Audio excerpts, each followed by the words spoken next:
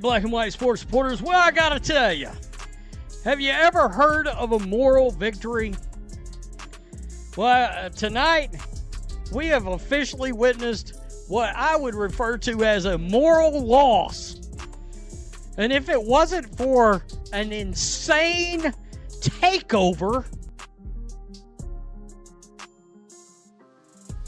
what should have felt like a celebratory victory instead carried the atmosphere of a funeral as the Indiana Fever defeated the Connecticut Sun by 10 points. Yet the voice on the broadcast went as far as calling it a moral loss. That striking contrast is exactly what we're diving into tonight. While the final score paints one picture, the events that unfolded on the court tell a completely different story. Tell you, if you do realize, if you pull CaitlinClark off this team, they get trucked by the Connecticut Sun with two supposed superstars in Aaliyah Boston, Kelsey Mitchell. Sophie Cunningham catching fire in the closing minutes makes for a compelling story, but it also raises a serious concern. Take CaitlinClark out of this lineup, and the Fever likely struggle to stay competitive against a team sitting at 2-13. When beating the league's worst team requires a role player to suddenly erupt and carry the offense, that is not a formula for success you can rely on night after night. Was awesome tonight. 25 points, 10 of 17, 5 of 10 from three-point range. She has found the three-pointer, folks. She hit one, I swear to God, it was from 40 foot out. It was a long-ass way out. Let's talk about CaitlinClark's performance. She finished with 25 points and knocked down 5 three-pointers, including one from a distance that seemed almost impossible. Her range is undeniable, and somehow it continues to grow with every passing week. But this is where the bigger issue comes into focus. Clark pours in 25 points, hits shots from nearly 40 feet away, and the Fever still have to battle from start to finish just to get past a team with only 2 wins. That is the disconnect defining this season. One of the game's brightest young scorers is delivering at an elite level, yet the system around her continues to struggle to find consistency. My official feedback to the Fever, everything sucks. The coaching, the rotations, the slow motion offense, front office. I paid for the Showtime Fever, not basketball melatonin. Bring back 2024, I said. I swear before God, if they make that bum-ass extra pass when they got a wide-ass open look one more time. But the real conversation goes beyond individual performances because the frustration you're hearing is rooted in a clear basketball issue. Time and time again, the Fever create a clean, open look only to pass it up in search of something else, leading to a tougher shot or a turnover that completely disrupts the flow of the game. It drains momentum, breaks rhythm, and turns what should be a comfortable win into a battle that comes down to the final moments. That is why a game like this reveals so much. Anyone can point to victories over strong opponents, but the most telling lessons come when a team struggles to put away one of the worst records in the league. Keep that in mind, because once you look at the decisions being made from the sidelines, the rest of the story starts to come into focus. Anderson, I counted one high pick and roll in the first quarter with AB and CC. This coach really wants to almost erase down the playbook. She mentioned Karl Malone and Stockton. What makes this even harder to understand is that the Fever ran just one high pick and roll in the entire first quarter. With CaitlinClark, arguably the most dangerous pull-up shooter in the women's game, and all-star center Aaliyah Boston sharing the floor, that action should be the foundation of the offense. Instead, it often feels like an afterthought. When Stephanie White accepted this job, she compared the potential of Clark and Boston to the legendary Stockton and Malone partnership. That duo became iconic because teams simply could not stop it, and they ran the same action over and over again. You cannot invoke one of the greatest two-player combinations in basketball history and then barely feature it. That is where so much of the frustration from the fan base comes from. The talent is already in place, yet the system continues to leave one of its most effective weapons unused. Against a team sitting at 2-13, This should have been the perfect opportunity to let that partnership dominate, but it never truly happened. As for Sophie Cunningham, she deserves recognition of her own. She finished 4 of 5 from the field, knocked down 3 of 4 from beyond the arc, and scored 11 crucial points while the outcome was still hanging in the balance. This was not some random hot streak. Late last season, Cunningham caught fire for weeks, and it looks like that same confidence has returned. That is why the conversation about the three-point contest carries real weight. If the Fever are sending a representative, Sophie has built a strong case with her shooting and fearless approach. More importantly, her performance highlights a larger truth about this team. The Fever's ceiling is not determined solely by Clark launching shots from deep. It also depends on whether the players around her capitalize on the opportunities she creates. When Cunningham is knocking down shots, the offense reaches another level.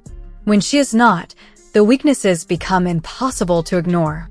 At the same time, Clark is steadily answering one of the biggest questions scouts once had about her game. Everyone already knew she could shoot from the logo, but there were doubts about how she would respond when defenders forced her off the three-point line. The turnaround fadeaway is becoming part of that answer. It is a polished move built on footwork, balance, and touch, and she has gone to it multiple times this season. That is the sign of a player expanding her skill set, adding layers to her game beyond long-range shooting alone. What makes CaitlinClark's development so remarkable is that she is no longer just a generational shooter. As she continues to add a dependable mid-post game to her arsenal, she is becoming increasingly difficult to defend. And the impressive part is that this evolution is happening in real time during only her second season. But there is an undeniable irony at the center of it all. While Clark continues to improve at an incredible rate, adding new skills and reading defenses more effectively with every passing month, the team around her does not seem to be progressing at the same speed. You have a star on a rapid upward trajectory operating within a system that often feels stuck in place. That growing gap between her individual growth and the team's overall development may be the defining storyline of this Fever season. So, what did we really learn tonight? Somehow, a 10-point victory over the worst team in the league turned into one of the most revealing games Indiana has played in weeks. Losses can be dismissed, and every team has off nights, but a team's true identity is exposed in the games it should win comfortably and instead finds itself fighting to survive until the final moments. That is when the truth becomes impossible to hide, and tonight it was on full display. The most obvious takeaway is that this is CaitlinClark's team in every meaningful sense. Without her presence, the product on the floor looks completely different. Right now, the Fever's formula often feels like Clark carrying the load while waiting for someone else to catch fire. Tonight, that player was Sophie Cunningham. On other nights, it might be Kelsey Mitchell, who finished with 19 points but needed 15 shots to get there. What remains difficult to identify is a consistent offensive system that generates quality looks and reliable production game after game. Instead, the pattern often revolves around a superstar performance and the hope that another player finds a rhythm alongside her.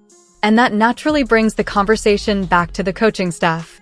Not as a personal criticism, but as a discussion about decisions, adjustments, and the choices that continue to shape the direction of this team. At the heart of the criticism are the decisions being made on the floor.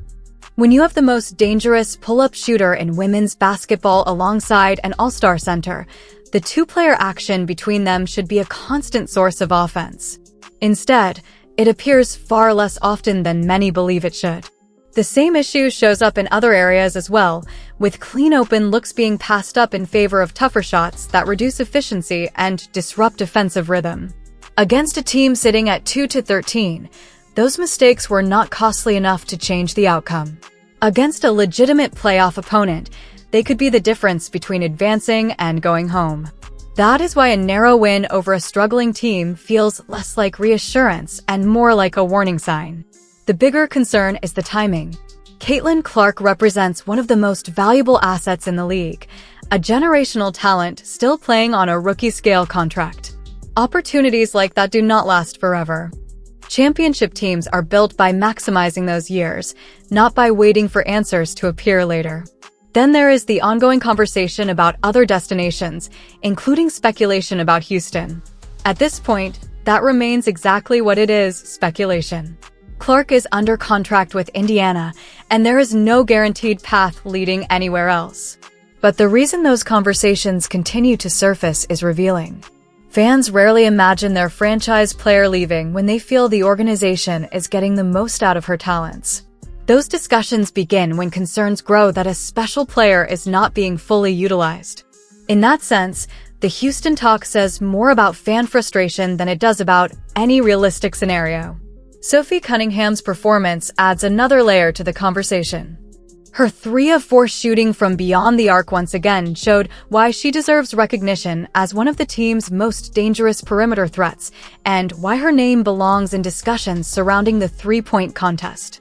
At the same time, relying heavily on a streak shooter creates its own challenges. When Cunningham catches fire like she did tonight and during her extended hot stretch last season, the Fever become a far more dangerous team. When those shots stop falling, many of the underlying issues become much harder to hide. She can elevate the ceiling, but no team can depend on a hot hand every night. And when you step back and look at the bigger picture, this conversation extends beyond a single game or even a single team. CaitlinClark has become one of the biggest attractions in all of sports, driving sold-out arenas, rising television audiences, and unprecedented attention for the league. When a player generating that level of interest operates within an offense that struggles to showcase her strengths consistently, it becomes more than just an Indiana Fever issue. It becomes a missed opportunity for the WNBA as a whole. Looking at the bigger picture, the league has a generational attraction in CaitlinClark, and the way her team chooses to utilize her impacts far more than just the Indiana Fever. Clark is not simply another star player. She has become one of the biggest draws in all of sports. She is filling arenas, driving television ratings, generating non-stop media coverage, and bringing new fans to the WNBA every single week. Because of that, the way Indiana builds its offense around her affects how casual viewers perceive the league as a whole. When fans tune in expecting to see one of the most dynamic offensive players in basketball and instead watch long stretches of stagnant possessions, it naturally raises questions about whether the team is maximizing its greatest asset. To be fair, there is a legitimate argument for patience. Stephanie White is implementing a new system, and systems rarely become polished overnight. Rotations need time to settle. Players must learn where their teammates prefer the ball. Spacing improves through repetition, and chemistry between stars develops through hundreds of possessions rather than a handful of games. Injuries, lineup changes, and inconsistent availability only make that process more difficult. Every coaching staff in professional basketball will tell you that continuity matters, and the Fever have not always had the luxury of consistent lineups this season. There is also a practical reality that cannot be ignored. The team is still winning games. At the end of the day, the standings do not care whether a victory comes by 25 points or by 5. A win is a win. Sometimes fans and analysts can become so focused on style points that they overlook the most important objective. Overreacting to every close game can create unnecessary panic, especially during the middle portion of a long season when teams are still trying to find their identity. However, patience has an expiration date. Eventually, the phrase "it's still early" stops being an explanation and starts becoming an excuse. The expectations change when a roster contains this much talent. CaitlinClark is not a developmental project. Aaliyah Boston is not an unproven prospect. Kelsey Mitchell is not a newcomer learning the league. These are established players with proven abilities. When that level of talent exists on the roster, the burden naturally shifts toward the coaching staff to create a structure that consistently puts those players in positions to succeed. That is especially true because opportunities like this do not come around often. Clark is a generational talent still playing under the financial advantages of a rookie-scale contract. In every professional league, those years are incredibly valuable because they allow organizations to build competitive rosters around elite talent before financial realities become more complicated. Championship organizations understand this. They do not simply hope things come together eventually. They aggressively maximize every season available within that window. That is why the next stretch of games could tell us more about this team than anything we have seen so far. Watch how often the Clark-Boston pick-and-roll becomes a centerpiece of the offense. Watch whether Indiana starts leaning into the actions that consistently create advantages instead of treating them like occasional options. Watch whether the team begins generating easier shots through structure rather than relying on difficult shot making. Most importantly, watch how the offense performs against stronger opponents. Beating struggling teams is expected. Competing with contenders is where real progress becomes visible. Another thing worth monitoring is how the supporting cast responds. Sophie Cunningham has shown she can be a difference maker when her shot is falling. Kelsey Mitchell remains capable of explosive scoring nights. Aaliyah Boston continues to be one of the most reliable interior players in the league. The question is whether those pieces can function together within a system that creates consistency. Great teams do not depend on one player getting hot every night. They create environments where multiple players can thrive regardless of who is having the best shooting performance. And that brings us to the biggest debate surrounding this team right now. Is the primary issue coaching or is it roster construction? At some point, fans have to decide which explanation they believe carries more weight. Either the coaching staff is failing to maximize a championship-caliber core, or the roster itself has limitations that no system can completely overcome. Both arguments have supporters, and both contain elements of truth. But one of them is likely closer to the real answer. Personally, I think the next few weeks will reveal a lot. If the offense becomes more organized, if the Clark-Boston partnership becomes a consistent weapon, and if the team starts producing quality possessions against stronger competition, then many of the coaching concerns will begin to fade. If the same issues continue to appear despite having healthy players and favorable opportunities, then the criticism will only grow louder. So now the question goes to you. Where do you stand? Is this primarily a coaching problem, a roster problem, or something in between? Drop your thoughts in the comments and explain your reasoning. This has become one of the most fascinating discussions surrounding the Fever this season, and there are strong arguments on both sides. If you enjoyed this breakdown, make sure to like the video, subscribe to the channel, and join the conversation as we continue following every development, every adjustment, and every challenge facing the Indiana Fever throughout the rest of the season.